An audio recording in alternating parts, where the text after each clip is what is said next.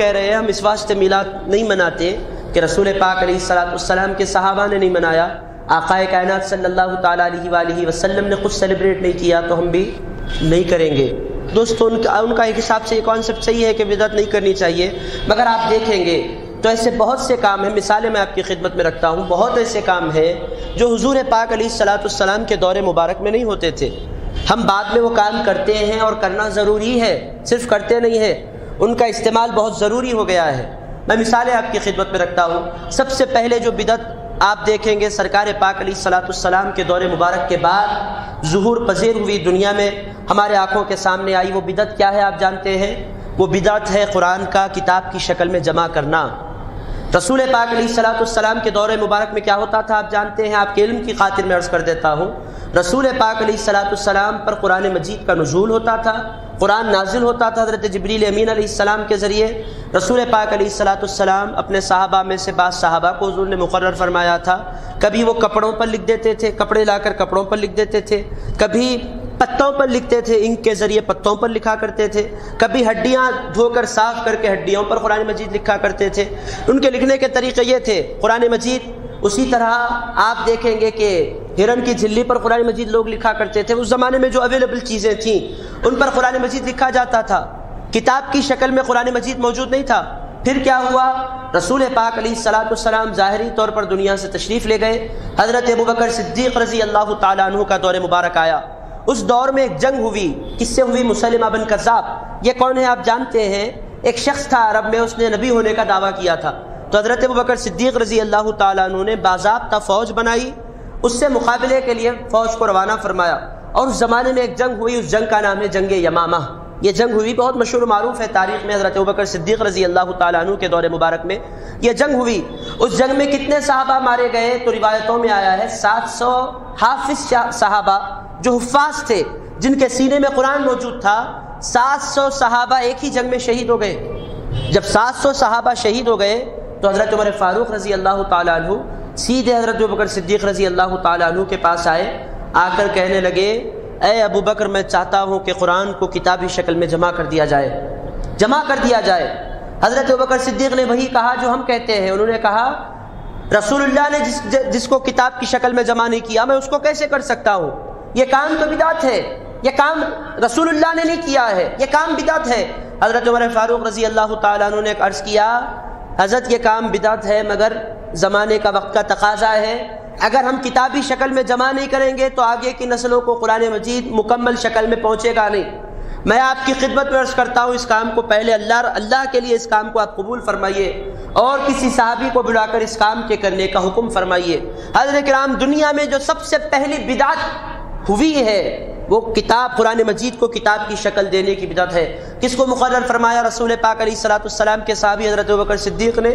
آپ کو جان کر حیرت ہوگی، حضرت زید بن ثابت رضی اللہ تعالیٰ عنہ جو رسول اللہ صلی اللہ تعالیٰ علیہ وآلہ وسلم کے صحابی ہیں، انہیں حضرت ابوبکر صدیق نے بلا کر ارشاد فرمایا، اللہ کے کلام کو کتابی شکل میں جمع کرنے کی ذمہ داری میں تمہیں سونپتا ہوں۔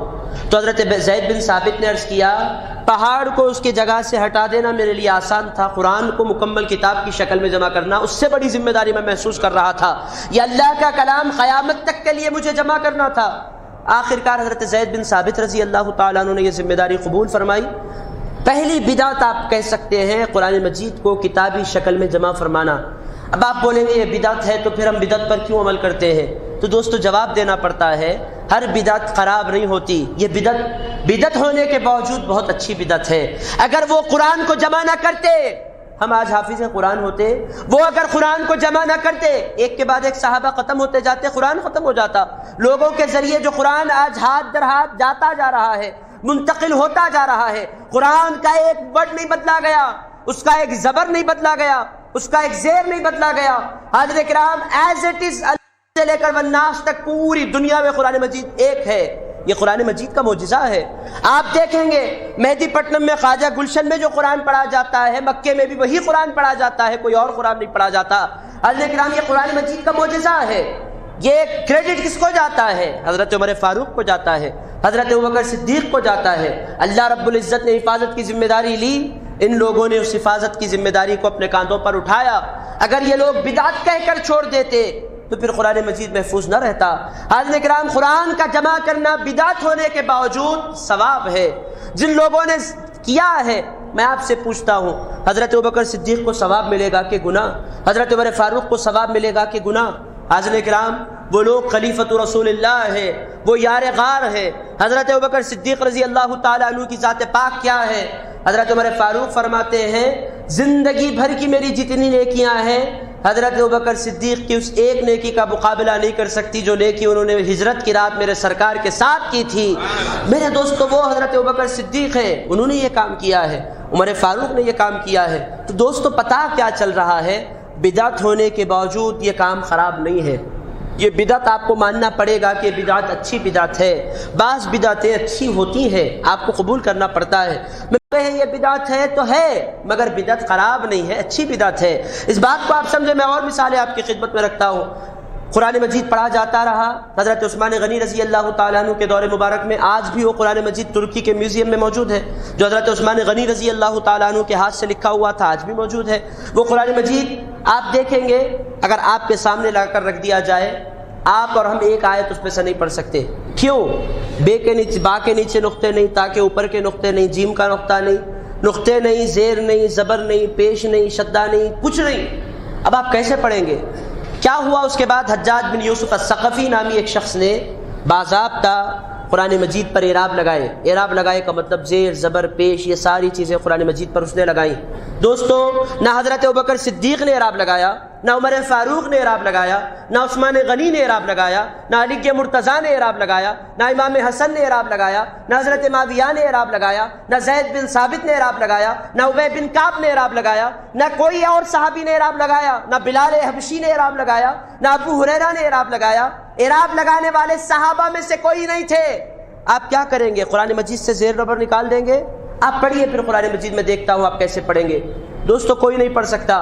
قرآن پر زیر زبر لگانا بدعت ہے، قرآن پر نقطے لگانا بدعت ہے، قرآن پر تشدید لگانا بدعت ہے، قرآن کے پارے بنانا۔ پارے بھی رسول اللہ کے صحابہ نے بنائے تھے، 30 پارے۔ آپ کہتے ہیں نا قرآن مجید میں کتنے پارے ہیں؟ آپ کہتے ہیں 30 پارے ہیں۔ 30 پاروں کی ترتیب بھی صحابہ کرام کے دور کی نہیں ہے، یہ بھی بدعت ہے۔ کیا کریں گے آپ؟ قرآن سے پارے نکال دیں گے، قرآن سے زیر زبر نکال دیں گے؟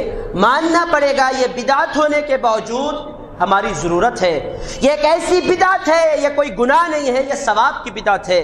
دوستو، یہ مثال میں نے آپ کی خدمت میں عرض کی ہے۔ ایسی اگر بدعتوں کی مثالیں میں آپ کی خدمت میں دوں تو 50 بدعتیں بن سکتی ہے۔